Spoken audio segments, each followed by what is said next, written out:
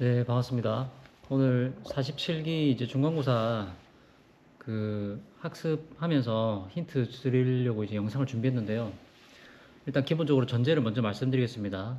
이번 영상에서는 여러분들에게 이제 제시해드리는 내용에다가 여러분들이 내용 정리를 좀 따로 하셔야 되고, 저는 시험 문제 출제에 관련된 핵심적인 내용들과 함께 수업 때 강조드렸던 내용들을 좀 안내를 해드릴 겁니다. 그 대신에 여러분들이 쌤이 말씀드린 내용들에 살을 좀 붙이셔야 되고, 그 다음에 내용 정리를 추가로 하셔야 됩니다. 거기다가 제가 촬영해드린 영상들을 중간에 멈춰서 화면을 확인하고, 이 기능을 이렇게 사용했을 때 이런 의미가 있다, 이렇게 반영이 된다, 또는 영상에서 사용되는 기능들이 어떤 의미를 갖고 있고, 실제 시뮬레이션 훈련을 할 때 여러분들이 이제 쌤하고 훈련을 많이 했으니까 훈련하면서 표시될 때 이런 의미를 가지고 있다, 이런 것들은 여러분들께서 따로 정리를 안 하시면 시험 문제와 조금 매칭이 힘들 수 있습니다. 그래서 미리 말씀을 드릴게요. 자, 이제 화면 전환을 해서 앞을 바라보면서 같이 여러분들이 좀 확인하면서 내용 정리를 할 수 있게 해보겠습니다. 영상 중간에 시뮬레이션 영상이 나오는 부분에서 여러분들이 멈추시고 그 부분을 캡처를 하시던지, 캡처해서 탭에서 캡처한 화면을 붙여놓고 옆에다가 여러분들이 설명을 쓰면서 노트를 하나 만들듯이 하면 분명히 크게 공부가 될 겁니다. 물론 뭐 메이커사마다 레이더에 표시되는 뭐 그래픽이나 디자인이 다르지만 기능은 똑같습니다. 기능은 똑같고 의미는 똑같기 때문에 여러분들이 그 부분을 잘 이해하면 실무에도 큰 도움이 될 겁니다. 자, 이제 해보겠습니다. 최대한 여러분들이 볼 수 있게 좀 화면을 위치를 좀 바꿀게요.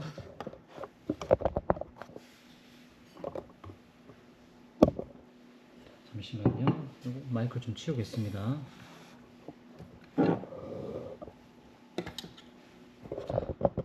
조금 잘 보이시겠죠? 자, 우리 수업 때 했던 상황과 유사하니까요. 이걸 보시고 여러분들이 이제 한 개씩 체크하시면 되겠습니다.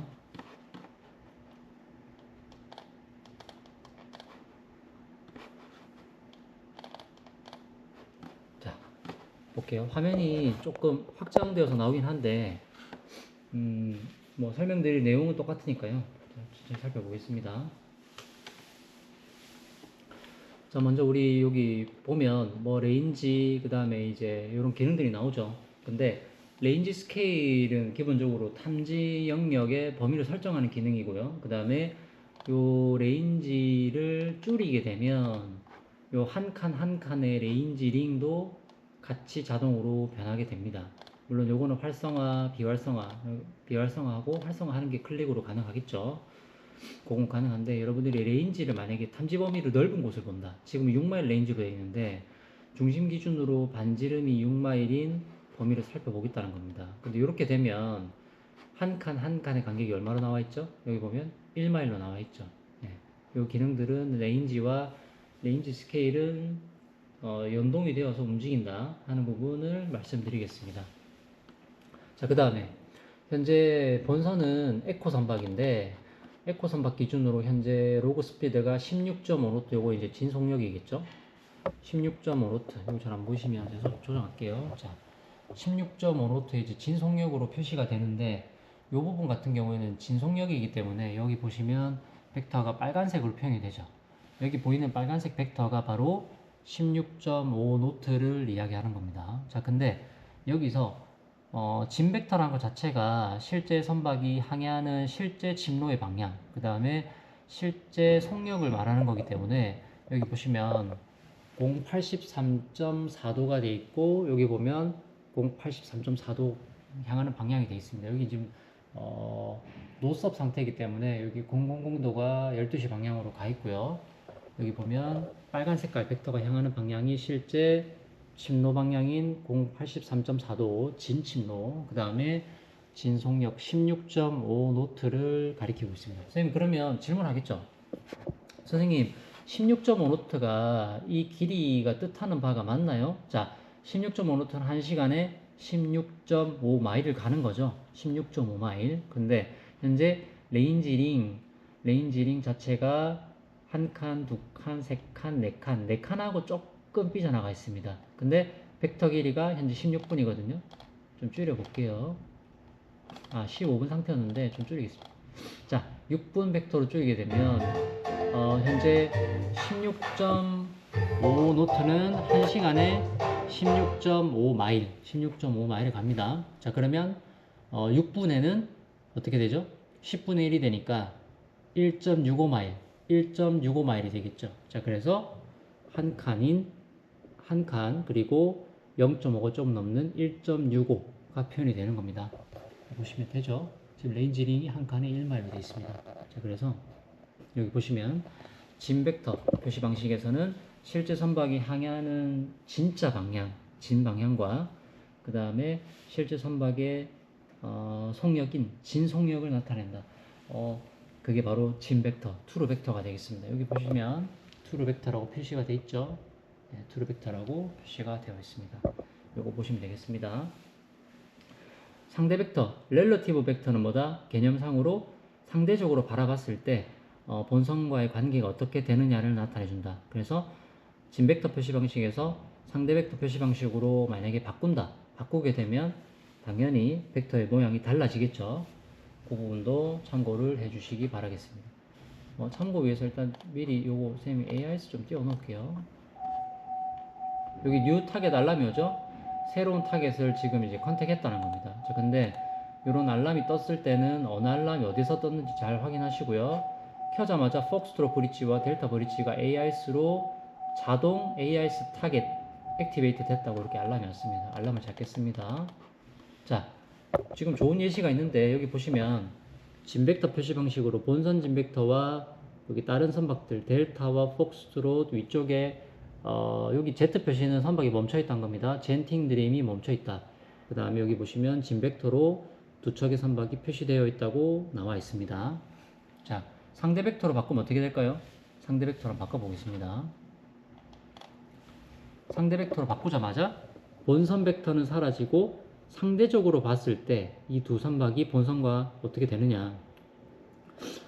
아까 보면 벡터 길이가 거의 비슷했나 봅니다. 그래서 상대 벡터로 변환하자마자 벡터가 안 나오네요. 선생님 그럼 이 멈춰 있는 건가요? 그게 아닙니다. 왜냐하면 상대 벡터로 변환을 렐러티브 벡터로 변환했기 때문에 상대적으로 보면 멈춰 있는 것 같지만 본선 주변에 멈춰 있는 것 같지만 실제로는 어떤 상태다? 진 벡터로 바꿔볼게요. 실제로는 이렇게 각자 스피드가 있고 방향이 있는 움직임입니다. 하지만 상대 벡터로 바꾸게 되면 마치 비슷한 방향으로 같은 비슷한 속도로 가고 있기 때문에 마치 멈춰 있는 것처럼 보인다.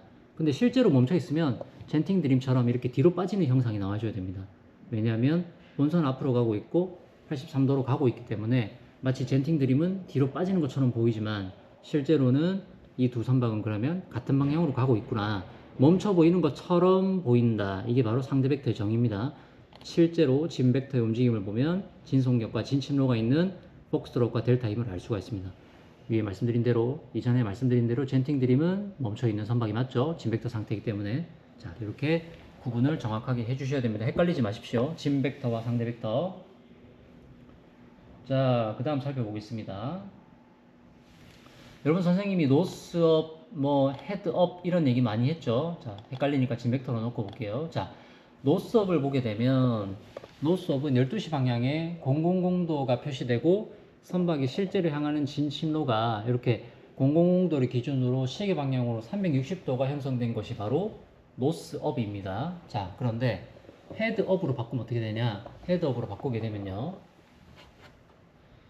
헤드업으로 바꾸게 되고 진 벡터로 놓게 되면 현재 향하고 있는 083.4도가 윗방향으로 향하게 되죠. 즉 뭐냐면 083.4도라는 실제 선박의 헤딩 방향 자체가 침로 자체가 12시 방향으로 놓이게 되는 표시 방식이 바로 헤드업이 되겠습니다. 여기 헤드업 노란색으로 활성화되어 있죠. 자, 이렇게 되겠습니다. 자, 그러면 여기서 한 가지 의문이 생기죠.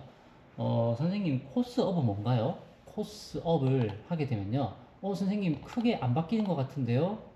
맞습니다. 크게 안 바뀔 경우도 있습니다. 여기 보시면 살짝 이동하는 게 보이죠? 정면에서 촬영해 볼게요. 헤드업, 코스업. 살짝 틀리죠? 자, 헤드업 상태에서 코스업을 하면 왼쪽으로 살짝 방향이 바뀝니다. 살짝 이동. 다시 헤드업, 다시 코스업, 살짝 이동. 자, 헷갈리니까 코스업에 진벡터로 놓고 다시 살펴보겠습니다. 지금은 083.4도인 헤드업 상태에서 진벡터로 놓고 설명을 이어가겠습니다. 자, 이렇게 보시게 되면 어떤 차이가 있냐면 결국에 헤드업과 코스업의 차이, 여러분 노트 정리하십시오. 헤드업과 코스업의 차이가 발생하는 경우는 자, 반대로 헤드업과 코스업이 일치되고 있다.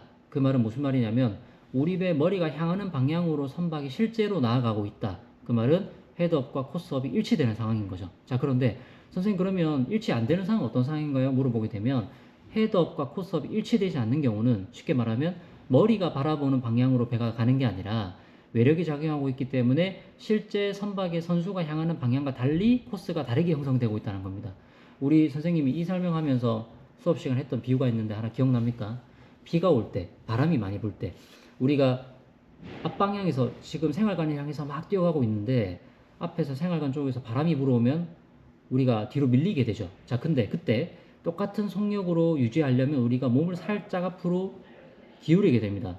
몸을 살짝 앞으로 기울이면 마치 바람의 저항을 살짝 이겨내면서 내 몸의 무게를 살짝 바람에다가 실으면서 앞으로 나가면 이전과 동일한 똑같은 속도를 낼 수 있습니다. 그 말은 무슨 말이냐면 헤드업과 코스업이 달라진다는 건 분명히 외력이 작용하고 있다. 자, 그렇기 때문에 기존과 같은 코스를 이전과 같은 코스를 유지하려면 외력이 불어오는 방향으로 살짝 머리를 틀게 되면서 나아가면 코스를 유지하면서 다만 선수의 방향은 바뀌게 된다. 그렇기 때문에 헤드업과 코스업이 일치되지 않는 경우가 생길 수 있다. 그 경우는 외력이 작용하기 때문이고 외력이 작용할 때 우리는 보통 이전과 같은 코스를 유지할 때 선수를 외력이 작용해 오는 방향으로 살짝 변경해 주면서 기준 침로를 유지하게 된다. 이렇게 하게 되겠습니다. 따라서 코스업과 헤드업과 코스업의 지시 방식 결과가 다르게 된다면 외력이 작용하고 있다. 이렇게 이해를 하시면 되겠고요. 노스업은 당연히 000도를 12시 방향에 표시하겠죠. 자, 그 다음에 헤드업 방식은 본선이 현재 선수 방향에 바라보는 진방위 기준으로 선수 방향에 바라보는 기준으로 우리 배 12시 방향의 수치를 나타내 주게 됩니다. 자, 그 다음에 한 가지 더. 여러분 코스업의 기능을 헷갈리시면 안 되는 게 코스업은 전자궤도랑 연결이 돼 있든 안 돼 있든 상관이 없습니다. 코스업은 우리 배 현재 코스가 몇 도냐를 12시 방향에 나타내 주기 때문에 전자궤도 연결이 되든 안 되든 우리 배 코스가 몇 도냐에 따라서 12시 방향에 나타내 준다는 거. 그래서 뭐 루트 플래닝이 돼야 된다 안 돼야 된다 이런 거 뭐 루트 플래닝이 뭐 된 결과가 연동이 되어야 연결이 되어야 표시된다 이런 얘기는 다 틀린 겁니다. 그런 건 의미 없는 이야기입니다. 자, 넘어가겠습니다. 자, 우리 무슨 뭐 이런 얘기 많이 하죠. 여기 보면 여러분들이 이제 익숙하실 텐데 조정해 볼게요. 자, 여기 보면 뭐 레인 그 다음에 뭐 이런 거 C 레인 그 다음에 게인 나오는데요. Q는 동조 조정기인데 여러분들이 조금 개념상 어려우실까봐 제가 설명을 뺐고요. 자, 그래서 시험에서는 수신 기득 게인 같은 경우에는 만약에 여기서 플러스로 점점 이동하게 되면 당연히 화면 영상이 점점 진해지겠죠. 왜냐하면 수신 기득 자체를 올리기 때문에 더 미약한 전파까지 다 받아들이겠다 이런 이야기입니다. 자, 화면 같이 볼게요. 어떤 변화가 있냐면 자, 수신 기둥 올려보겠습니다. 이렇게 풀로 올려버리면요 미약한 전파 자체를 다 받아들이기 때문에 화면에 모든 잡음까지 다 표현을 하게 됩니다. 이러면 우리가 관측할 수 없죠. 반대로 완전 제로로 만들어버리면 어떤 일이 일어난다? 제로로 만들어버리면 화면 자체에 수신 이득을 받아들이지 않게 됩니다. 그러면 우리가 잡음을 포함한 강한 반사파 신호 자체도 안 받아들이게 되겠죠. 그러면 우리는 화면에서 물표 관측 결과를 확인할 수 없습니다. 그래서 한 절반 정도 상태에서 필요에 따라서 조금씩 올려가면서 미약한 전파까지 받아들이겠다 이 부분을 결정을 하시면 되겠습니다. 너무 많이 결정하면 이렇게 또 뜨게 되겠죠. 한 절반에 두겠습니다. 자, 그 다음에 이렇게 지금 오늘 뭐 시뮬레이션 상황은 확인할 수 없지만 외부를 보면 이렇게 깔끔하게 다 관측이 되고 있는데요. 내 눈에 이런 육지나 선박이 보인다 하게 되면 당연히 레이더에도 잡히게 되겠죠. 자, 그렇다 해서 전적으로 레이더만 보고 선생님 그러면 앞에 볼 필요 없는 거 아닌가요? 당연히 틀린 얘기죠. 전방을 확인하는 내 눈도 중요하고 레이더 영상도 중요합니다. 이렇게 작게 표시된 이런 부분들이 선박인지 부위인지 육지 영상인지 이런 거는 전적으로 여러분들이 눈으로도 한 번 더 더블 체크가 이루어져야 됩니다. 자, 그래서 선생님 눈에 보이는 거는 당연히 레이더에 잡힐 건데 그러면 레이더만 가서 보면 되지 눈까지 확인해야 되나? 눈으로도 확인해야 되나요? 당연히 확인해야 되죠. 레이더에만 의존하는 것은 정말 잘못된 일입니다. 자, 그 다음에 여기 보시면 EBL 켜고, EBL은 Electronic Bearing Line. 자, Electronic Bearing Line 전자 방위선은 방위를 관측할 수 있습니다. Variable Range Marker 가변 거리화는 이렇게 본선 기준 거리를 확인할 수가 있죠. 근데 중심을 잡고 옮기면 좌클릭으로 잡고 육지로부터 본선의 거리와 방위도 측정할 수 있다. 그래서 가변 거리환과 전자 방위선은 당직 중에 상당히 유용하겠죠. 자, 그 다음에 지금은 날씨가 좀 괜찮은데요. 선생님이 여기서 시뮬레이터에서 바람을 한 30노트 넣어 보겠습니다. 자, 무슨 일이 일어나 볼까요? 갑자기 백파가 잡히기 시작합니다. 백파가 조금 잡히죠? 더 잡히게 해볼게요. 50노트 해봅시다. 자, 본선 주변으로 잡음이 엄청 잡히죠? 현재 바람은 50노트 정도 부여를 했습니다. 자, 그렇게 되면 백파가 많이 늘어나는데요. 이때 C를 조금씩 올리면요. 어떤 일이 일어나죠?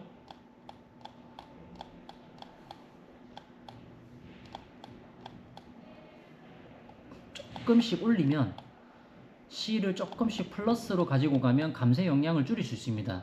즉 반사파에 의한 잡음의 영향을 C를 올림으로써 줄인다. 근데 게인처럼 주의해야 될 점은 너무 올려버리면 안 잡힙니다. 그래서 어떻게 보면 게인하고 C와 레인들은 서로 반비례 영향이 있죠. 얘들은 올려버리면 우리가 아예 잡을 수가 없어요. 어떤 것도 영상에서 담을 수가 없는 백지가 돼버립니다. 그래서 그렇다고 너무 낮춰버리면 잡음까지 다 들어오게 돼요. 자, 반대죠. 게인 같은 경우에는 플러스 다 올리면 내가 미약한 것도 다 오케이, 다 들어와 상황인데, 그렇다고 게인을 제로로 만들면 어떻게 된다? 나 아예 안 받아. 아예 안 받아들여. 수식 이득 자체를 안 받아들여. 그래서 중립 정도에 놓고 보면 내가 중간 정도 받아들이고 있구나. 근데 잡음이 심하네. 잡음을 조금 줄일게. 무슨 말이냐면 나는 미약한 전파는 좀 줄이고 확실한 것만 좀 받을게. 미약한 잡음이나 공중에서 발생하는 레인의 영향, 그 다음에 해면에서 발생하는 C의 영향을 각각 절반 정도 줄여서 받을게 이야기입니다. 자, 그래서 바람에 의해서 백파가 발생하면 영상의 잡음이 증가하기 때문에 C 클러터, 여기 C 클러터 자체를 플러스로 가지고 가서 감쇄에 의한 영향을 낮출 수 있죠. 이거 줄일 수 있습니다. 알겠습니까? 그래서 이렇게 우리가 지금 잡음 발생하는 감쇄 영향을 줄일 수 있다. 플러스로 가지고 가서. 자, 이해됐죠? 그래서 핵심은 게인하고 C, 게인하고 레인은 전적으로 설정치 관계에서 반비례 관계다. 이 부분을 잘 이해하시면 되겠습니다. 그리고 또 레이더 전적으로 의존하면 안 되겠죠. 육안하고 더블 체크 필수입니다. 자, 우리 이렇게 레이더 이야기를 많이 하고 있는데요. 레이더는 우리 전자파를 향해서 송수신하고 영상을 나타내는 장비입니다. 자, 레인지 스케일을 조정하면 당연히 아까 말씀드린 대로 레인지 링 간격도 함께 줄거나 함께 늘어나게 된다. 넓은 범위를 탐색하면 레인지 링 간의 간격도 늘어나고, 좁은 구역을 탐색하려고 줄이면 레인지 링 간의 간격도 줄어든다. 이해하셨죠? 자, 그 다음에 당연히 우리 레이더 스캐너 자체는 우리 선교 외부 상층에 이제 마스터 있죠. 마스터 있고, 외부 기상에서 영상에 잡음이 발생하면 최적으로 설정할 수 있는 기능들 이렇게 아까 밑에서 설명드렸습니다.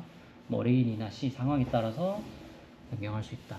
우리 레인지 스케일을 현재 3마일에 놓고 있는데 오프센터 하지 않고 센터에 두게 되면 반지름이 3마일인 탐지 범위만 확인할 수 있죠. 자, 근데 이 상황에서 만약에 선생님 저는 3마일 레인지 스케일 놓고 전방을 좀 더 확인하고 싶은데요. 그럼 어떻게 한다? 오른쪽 클릭을 두면 오프 센터 기능을 활용해서 전방을 더 멀리 확인할 수 있다. 그러면 동일한 레인지 스케일대에서 더 전방을 멀리 탐지할 수 있는 좋은 기능으로 활용할 수 있다 하는 부분, 이것도 수업 시간에 정말 많이 했습니다. 그죠? 참고해 주시고요.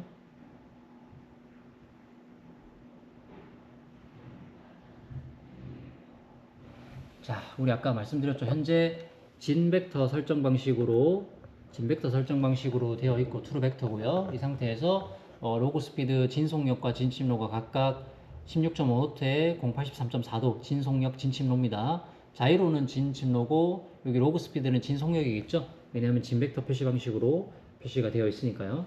자, 당연히 속력 같은 경우는 어떻게 하겠습니까? 우리 배 톱브릿지 마스트 부근에 여기 톱브릿지에 설치된 GPS 센서, 상부에 설치된 GPS 센서가 있고 때에 따라서 만약에 여러분들이 입출항 상황이라면 센서를 변경해서 하부에 있는 스피드 로그를 가지고 측정도 가능할 겁니다. 근데 현재 우리는 여기 지금 스피드라고 나와 있는 이쪽에 지금 전적으로 GPS 센서로 활용하고 있기 때문에 우리는 GPS 센서로 지금 속도를 측정하고 있다. 이렇게 하시면 되겠습니다. 자, 그 다음에 본선 주변에는 전적으로 지금 진 벡터로 설정이 된 상황, 아까 설명을 드렸죠. 요거는 아까 진 벡터 상대 벡터 변환 시 어떻게 벡터가 바뀌는가 여러분들이 잘 보셔야 됩니다. 자, 그리고 한 가지 더. 지금 보면 주변에 있는 폭스트롯과 델타, 젠팅 드림이 나와 있는데요. 둘 다 보면 오토 AIS 타겟해서 자동으로 AIS가 액티베이티드 돼 있습니다. 그래서 여기 보면 선명이 떠 있고요. 비록 타겟 005번 이렇게 나와 있지만 요거는 알파로도 잡혀 있지만 지금 활성화된 초록 색깔 요 상황 사태 자체가 AIS로 오토 액티베이트로 된 타겟의 정보를 띄워주고 있습니다. 그 부분은 AIS를 활성화 시켰기 때문에 이렇게 되어 있다는 점 우리 시뮬레이션 하면서 많이 참고했을 겁니다. 선생님 그러면 알파 끄면 AIS 끄면 어떻게 되나요? AIS 끄고 해볼게요. 자, 매뉴얼 타겟 잡아서 한번 잡아 보겠습니다. 자, 두 개 잡으니까 어떻게 되나요? 아까 AIS 상태하고 많이 다르죠? AIS 상태하고 색깔도 다르고 여기 보면 매뉴얼 어콰이어라고 명확하게 표시가 되어 있고 타겟 002번 그 다음에 1번 이렇게 되어 있습니다. 그래서 AIS 상태하고는 다르구나. 여기 있는 매뉴얼 어콰이어 기능을 활용하니까 AIS랑 다르게 표시가 되는구나 하는 점을 알 수가 있습니다. 우리 보통 실무에서도 알파냐 AIS냐 뭐 정보가 다르냐? 그건 아닙니다. 하지만 미세하게 차이가 있을 수 있다.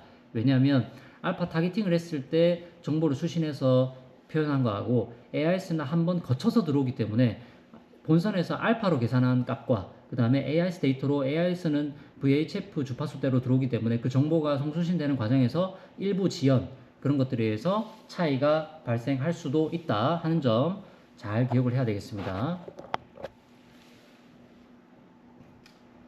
그렇게 되어 있고요. 현재 우리 배 본선 헤딩 방향은 자이로로 표시되어 있기 때문에 자이로 컴퍼스 기준으로 진북 기준으로 우리 배 선수 방향이 몇 도냐 나타내고 있습니다.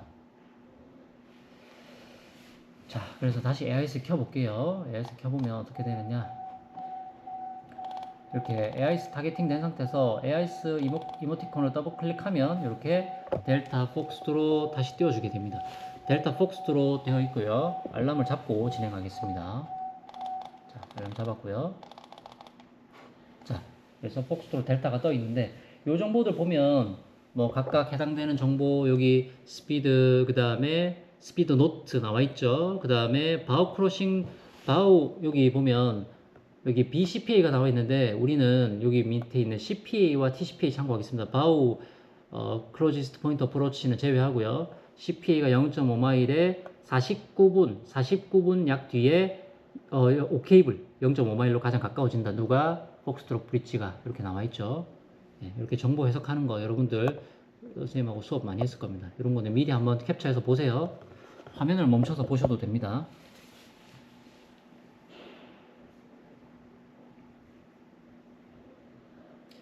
자, 우리 뭐 알파 기능 요거 많이 얘기했는데 방금 봤던 것처럼 매뉴얼 어콰이어 기능을 통하면 수동으로 선박을 잡을 수 있습니다. 수동으로 잡으면 우리 초록 색깔은 AIS 표시 색깔이고요.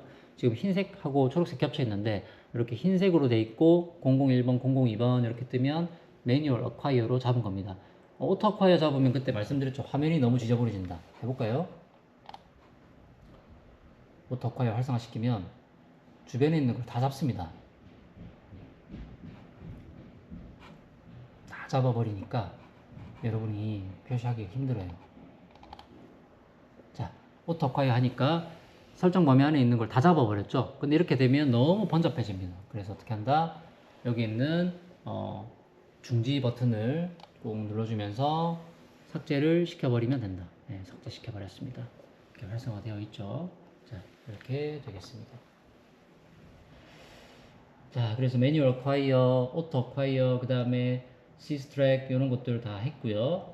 자, 그 다음에 뭐 히스토리는 당연히 뭐 어떤 기능이겠습니까? 우리가 뭐 수업 때 많이 다루진 않았지만 히스토리는 뭐 다른 선박의 누적 정보, 누적 데이터 정보들을 확인할 수 있겠죠. 그 정도는 히스토리라는 뭐 용어로도 우리가 추정해 볼 수 있습니다.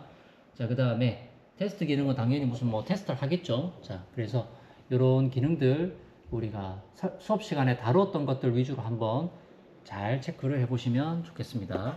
멈춰서 캡처해가지고 여러분 노트를 따로 만드시거나 아니면 멈춰놓고 설명 쓰고 그 다음에 캡처하시던가 아니면 잘라내기 하셔가지고 여러분들 탭에다가 정리하셔도 좋을 것 같습니다.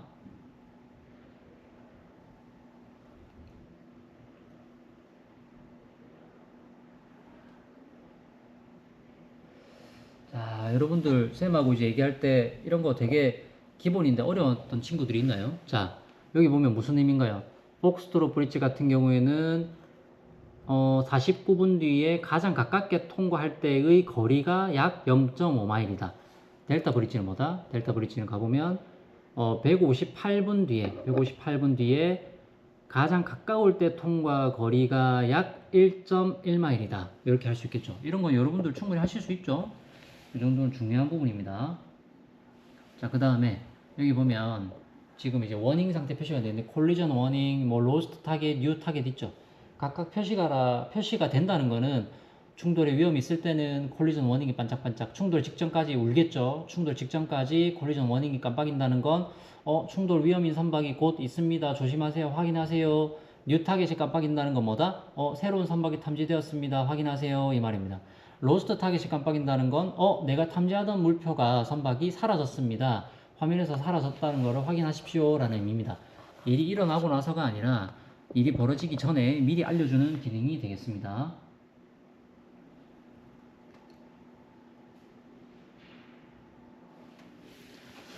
자, 우리 이제 여러분들하고 우리 조타 패널 이런 얘기도 많이 했는데요. 이거도 같이 한번 볼게요. 자, 여기 보시면 러더 커맨드가 00 돼 있죠. 여기 만약에 숫자가 살아나면 좌연이나 우연으로 타각을 쓴다는 겁니다. 자, 그 다음에 여기 헤딩도 보시면 우리 배 진북 기준으로 몇 도를 바라보고 있느냐. 레이트 오브 턴 어떻게 표시되나요? 분당 우리 배 선수가 몇 도 회전하고 있느냐를 표현하는 겁니다. 그래서 이것도 레이트 오브 턴 같은 것도 쌤하고 여러 번 확인했죠. 우리 아마 실습할 때는 무조건 매뉴얼로 놓고 써라 이런 얘기 많이 했을 겁니다.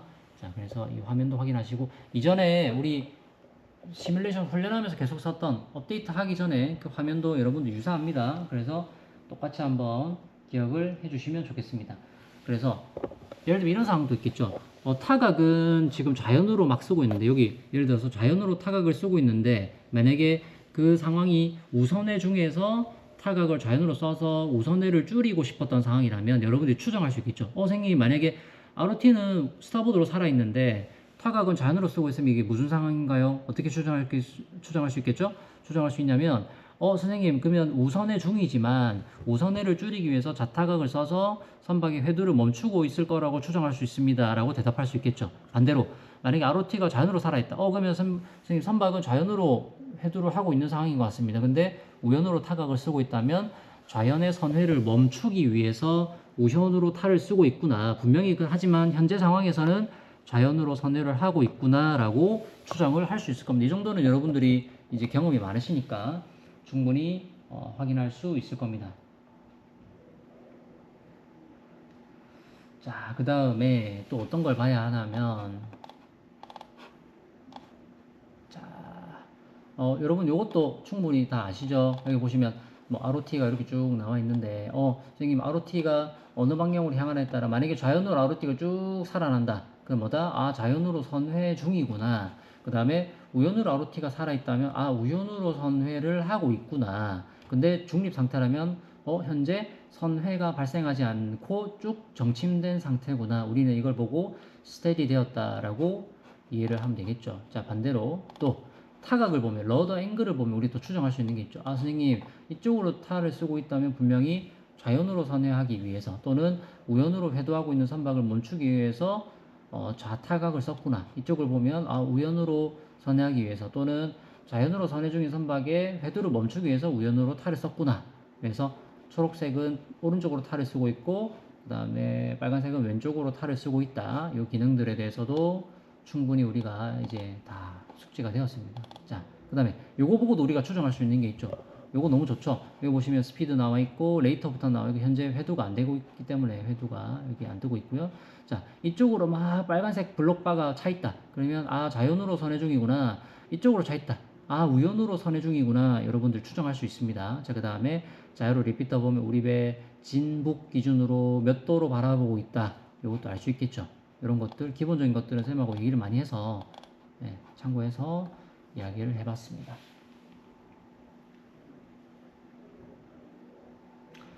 자, 그 다음에 우리 뭐 유지선, 피항선 이런 얘기 많이 했는데요. 요거 보고 잠깐 한번 볼게요. 자, 비활성화 좀 시키겠습니다. 너무 어지러워서. 자, 우리 보면 이렇게 보시면 되겠습니다. 자, 본선 기준에 보면 델타가 여기 있고요. 그 다음에 본선 기준으로 폭스트로크 브릿지가 여기 있는데 쌤이 조금만 해소를 시켜볼게요. 우리가 설명을 좀 해야 돼서. 자, 극단적인 상을 하나 만들어 보겠습니다. 자, 이렇게 만들어 봤어요. 벡터 길이를 조금 현실적으로 위해서 3분으로 줄여 볼게요. 자, 여러분 아직도 이거 항법 관계 구분 안 되시는 분 없죠? 자, 보시면 어떻게 됩니까? 자, 본선의 진벡터와 델타의 진벡터가 표시가 되어 있습니다. 근데 보시면 어떤 일이 일어나냐면, 자, 여기서 선생님이 이제 이 영상에서는 당연한 거기 때문에 답을 안 드리겠습니다. 유지선과 피항선이 각각 누구냐? 누가 유지선이고 누가 피항선이냐? 델타가 피항선이냐 유지선이냐? 본선이 피항선이냐 유지선이냐만 보고 진벡터 상황만 보고도 여러분들 판단하실 수 있죠. 아직도 이거 구분 안 되시면 안 됩니다. 정말 중요한 부분입니다. 주간에 시계가 확보된 상태에서 서로 상호 시계, 모든 시계 정정하겠습니다. 모든 시계에서 이렇게 완벽하게 시야로도 확인할 수 있고 레이더로도 명확하게 확인할 수 있는 상황이다. 그럼 여러분은 당연히 구분할 수 있어야 됩니다. 제한된 시계라 하더라도 여기서 레이더 영상만 보고도 본선이 유지선이냐 누가 피항선이냐 이거 구분 안 되시면 안 됩니다. 정말 중요한 부분입니다. 잘 확인해 주시기를 바라겠습니다. 자, 우리 이렇게 현재 지금 배경 자체가 뭐 좁은 수로로 우리가 훈련을 많이 했는데요. 좁은 수로기 때문에 더더욱이 헤드온 시츄에이션이 되면 특별한 대전제가 없다면 무조건 좌현 대 좌현으로 통항을 해야 되겠죠. 자, 그 다음에 좁은 수로기 때문에 특히 우리는 여기서 언제든지 속력을 감속시킬 수 있는 준비를 해 두어야 됩니다. 이것도 정말 중요한 실무상 부분이죠. 자, 속력 조절 정말 중요하다는 거. 언제든지 속력을 조정할 수 있어야 된다. 왜냐하면 좁은 수로기 때문에 그렇습니다. 자, 그 다음에 우리 좁은 수로기 때문에 항상 통항할 때는 우측 가까이 왼쪽 멀리, 다시 한번 우측 가까이 왼쪽 멀리입니다. 우측 가까이입니다. 우측 가까이 꼭 좀 지켜주시고요. 중요한 부분. 그 다음에 추월할 때는 항상 어떻게 한다? 추월할 때는 정말 신중하게 주변 상황을 고려해서 최종 결정해야 되는 중요한 부분이죠.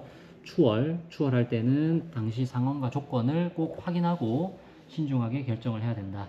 그 다음에 좁은 수로에서 항해할 때는 반드시 레인지 스케일을 적극적으로 바꿔가면서 주변에 혹시 위험한 게 있는지 없는지 확인하는 절차가 필요하게 되겠습니다. 주변에 확인하면서 혹시나 전후방에 다가오는 배가 있는데 확인 못한 선박이 있는지 없는지 확인을 잘 해야 되겠습니다. 아시겠죠?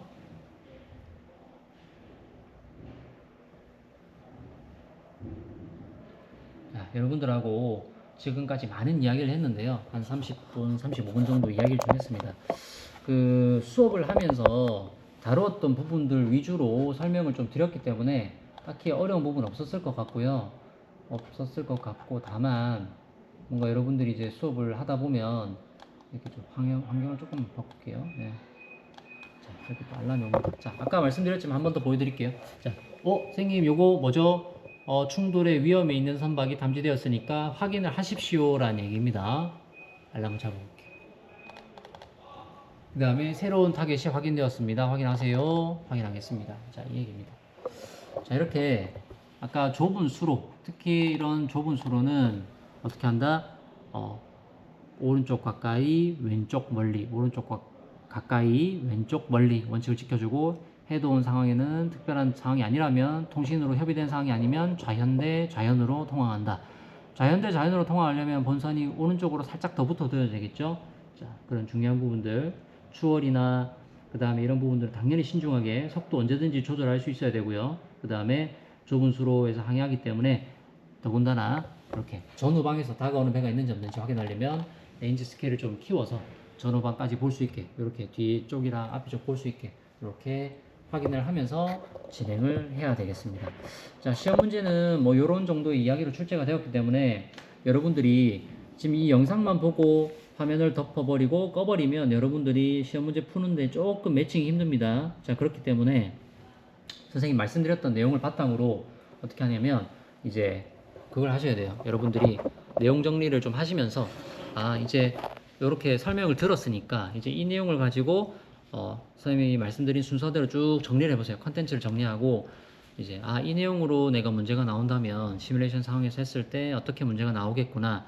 선생님이 레이더 화면 보여준 것도 괜찮고 평소에 시뮬레이터 하면서 탭으로 찍어뒀던 사진을 활용해도 됩니다. 그거로 노트를 만드신 다음에 개별 노트에다가 여러분들이 내용 정리 부분을 겹쳐가지고 그걸로 쭉 정리를 해 놓으시면 여러분들이 아마 시험 문제 푸는데 큰 도움이 될 겁니다. 아시겠죠? 자, 그걸 하셔가지고 여러분들이 좀 다 만들어 두시면 적어도 레이더 부분은 크게 혼동이 없을 거다. 그리고 글을 읽으실 때 천천히 읽어보시고 애매한 거는 제껴버리고 옳은 것, 옳지 않은 것 확실하게 구분하셔서 답안지를 체크하시길 바라겠습니다. 선생님이 최대한 여러분들이 직관적으로 바로바로 알 수 있도록 했고요.